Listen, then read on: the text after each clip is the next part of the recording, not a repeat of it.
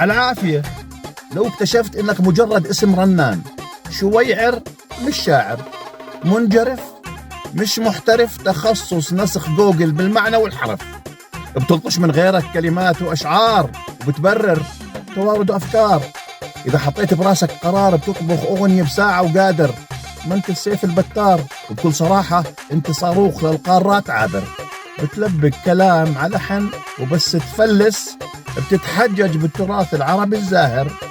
غرورك للأسف وجواز مرورك، وخدعتنا سنين يا شاطر. مشكلتك أسلوبك مكشوف، ما بتميز بين بيت الشعر، قصدي بيت الشعر، وخربوش الشادر.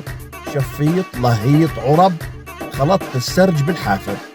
وعزمتك انك كتبت لنجوم كبار اول مرة بنسمع بأساميهم، وما ظل الا تقول قولي احبك، انا اللي كتبتها لكاظم الساهر. اسمع يا ابو قلم الكوبيا، روق وما تغامر، ولا تفكرنا بسرك وانت الساحر. حبيبي ما بننكر انك لبيس وطقمك فاخر، ولعيب سوشيال ميديا بأسامي وهمية، تامر وعامر وجابر وسامر وماهر، بتمدح بحالك لحالك والغرور فالك. اسمع يا ابو المعلقات، ترى اسمك معروف وخطك حلو، بس يا خسارة قلبك خالي من المشاعر. عوافي تلبيس طواقي.